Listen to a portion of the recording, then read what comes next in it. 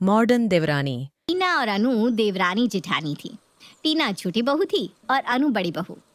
बड़ी बहू सिर्फ नाम के लिए बड़ी नहीं थी, घर के सारे बड़े काम और जिम्मेदारियां भी अनु के हिस्से में ही थी। अनु ऐसा करो, खाने की तैयारियां तुम ही देख लेना बेटा। और टीना तो अभी नई नई आई है, उससे अभी हमारी पसंद नापसंद जानने में थोड़ा वक्त लगेगा।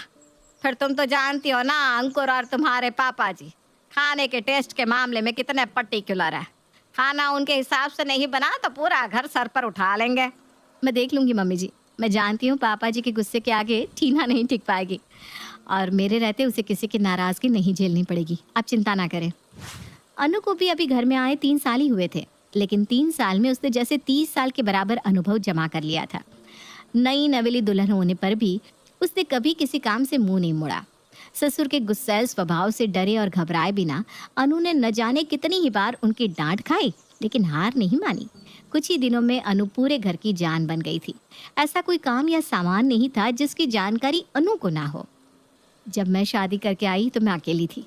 मेरी मदद करने वाला यहाँ कोई नहीं था, लेकिन टीना के लिए तो मैं हूँ।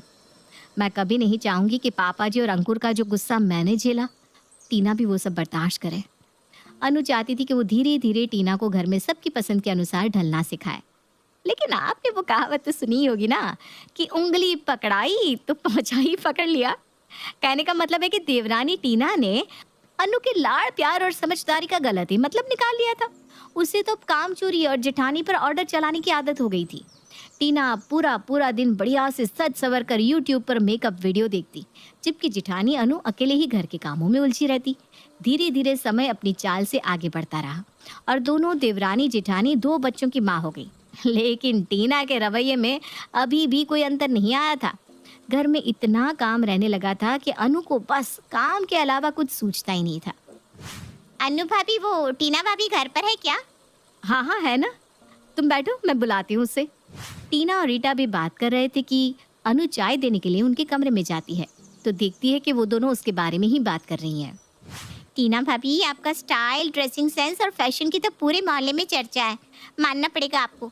और आपकी इंग्लिश और ये भूरे बाल देख कर ना अंग्रेज भी एक बार का गच्चा खा जाएगा। अरे रीटा, क्या बात कर रही है? वो तो मैंने बस ऐसे ही कलर करा लिए थी। वैसे तो मुझे भी ना ब्लॉन्ड कलर ही पसंद है, मेरी पर्सनालिटी पर सूट भी करता है। और तुम्हारे भाई साहब तो कहते हैं मेरे नेल एक्सटेंशन देखकर उनका मुझसे कोई काम कराने का मन ही नहीं करता, कहीं मैले ना हो जाए। भाभी, कल तो मोहल्ले की औरतें बातें कर रही थी कि टीना को तो ग्रूमिंग क्लास शुरू करनी चाहिए ताकि सब आपकी जैसी इंग्लिश बोलना और पर्सनालिटी डेवलप करना सीख सके। अच्छा भाभी, जब आप पर्सनालिटी कोच बनोगी ना तो सबसे पहले अपनी जेठानी को ही ग्रूम करना। मुझे लगता है सबसे ज्यादा अनु भाभी को ही इसकी जरूरत है। अरे भाभी, कहाँ आप, कहाँ वो, कहाँ आपकी डिजाइनर साड़ियाँ, स्लीवलेस ब्लाउज, और कहाँ उनकी घरेलू काम वाले टाइप साड़ियाँ और उलझे बाल। आपका उनके साथ तो कोई मुकाबला ही नहीं है भाभी।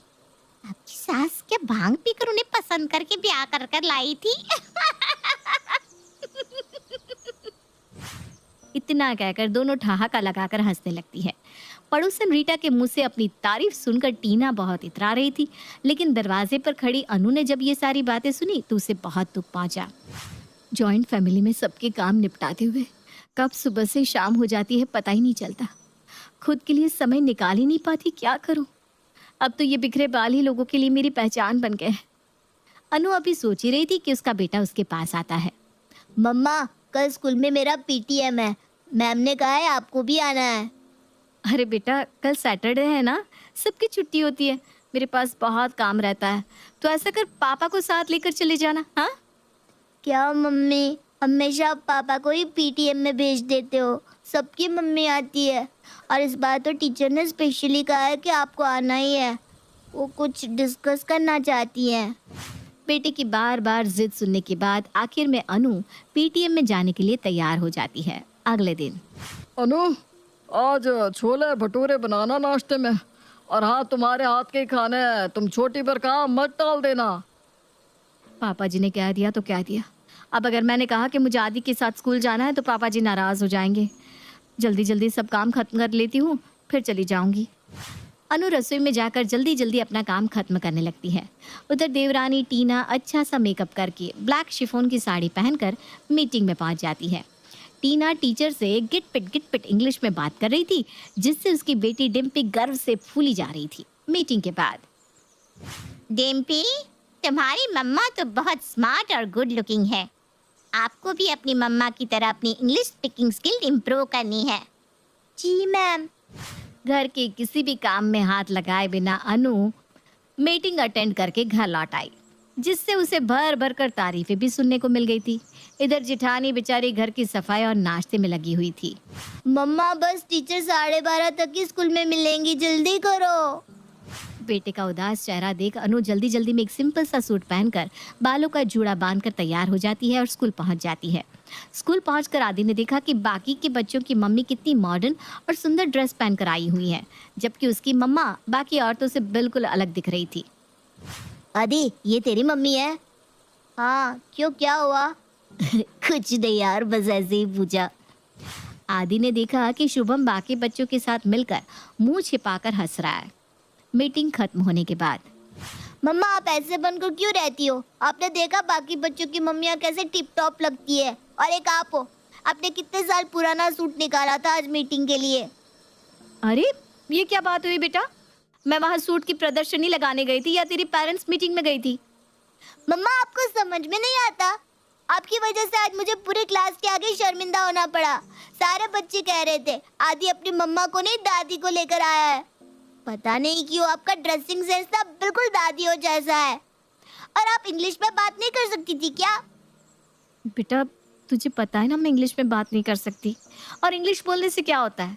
हिंदी में बात करने से कुछ दिक्कत हुई क्या? अब रहने दो मम्मा, गलती मेरी है जो मैं आपको साथ लेकर आ गया, मुझे पापा को ही ले आना चाहिए था। अगले दिन स्कूल से आने के बाद आदि अपनी दादी के पास जाता है। दादी आप पापा को बोल देना आज के बाद वही मेरे साथ स्कूल मीटिंग में जाए।